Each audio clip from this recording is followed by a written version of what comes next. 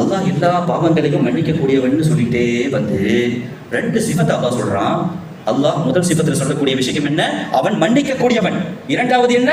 அவன் ரஹீமானவன், அளவற்ற அருளாளன். அந்த அளவற்ற அருளாளனுடைய நிகர் எங்கேயும் அமையாது.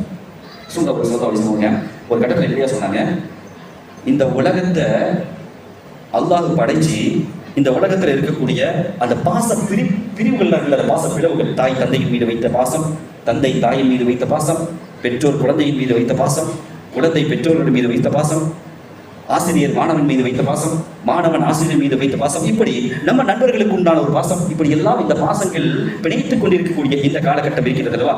இது எல்லாம் அல்லாஹ் இந்த உலகத்துல இந்த பாசத்தை கொடுத்து 100%ல ஒரே 1% மட்டும்தான் நாம எல்லாம் வச்சிருக்கக்கூடிய பாசம். ஒரே 1% மட்டும்தான் இந்த உலகத்திற்கு அல்லாஹ் பாசத்தை வழங்கி 99% தன்னகத்தை வைத்துக் கொண்டான். அப்படிப்பட்ட இறைவன் நம்மை நரகத்திற்கு அனுப்புவானா என்பதை யோசித்து பார்க்க வேண்டும். ஸல்லல்லாஹு அலைஹி வஸல்லம் அவர்கள் அருமை சஹாபா தோழர்கள் எல்லாம் ஒரு கட்டத்தில் கைதிகள் இருக்கக்கூடிய அந்த இடத்துக்கு போறாங்க. போரில் பிடிப்பட்ட அந்த கைதிகளுடைய இடத்துக்கு செல்லக்கூடிய அந்த நேரத்தில் ஒரு அம்மா அங்கேயும் இங்கேயும் ஓடிக்கிட்டே இருக்கிறாங்க. என்னன்னு பார்க்குறாங்க. கடைசியில் அந்த அம்மா எதுக்காக அங்கே ஓடுறாங்கன்றது தெரியுது.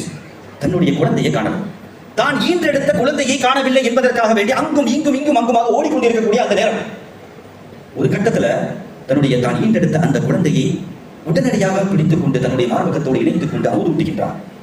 தாய்க்கு தெரியும் அந்த கஷ்டம், தன்னுடைய பிள்ளையை பிரியக்கூடிய அந்த நேரத்தில் ஸல்லல்லாஹு அலைஹி வஸல்லம் அவர்கள் அருமை சஹாபா தோழர்களிடத்திலே இப்படியாக கேட்கின்றார்கள். இதோ இருக்கக்கூடிய பாசமான தாய், இந்த தாய் தன்னுடைய குழந்தையை எரியக்கூடிய நெருப்பிலே போடுவாளா? போட மாட்டாங்க. சொல்லலாம், எப்படி போட முடியும்? தான் ஈன்றெடுத்த குழந்தையாகிவிட்டதே, துடிதுடித்து போனார், தன்னுடைய குழந்தையை காணுமே என்பதாக நினைத்துக் கொண்டு பதறி போனாலே எப்படி போடுவார்? இதே போன்றுதான் உங்களை படைத்த இறைவன் நாளை மறுமை நாளிலே உங்களை எப்படி நரகத்தில் கொண்டு போய் போடுவான்? இந்த தாயை விட அதிகமான பாசத்தை உங்கள் மீது கொண்டிருக்கக்கூடியவர் அல்லாஹ் சுப்ஹானஹு வ தஆலா. எனவே லா தக்னது மிர் ரஹ்மத்தில்லாஹ், அல்லாஹ்வினுடைய ரஹமத்தை விட்டு நீங்கள் நிராசை அடைந்து விடாதீர்கள். அல்லாஹ் எல்லா பாவங்களையும் மன்னிக்கக்கூடியவன்.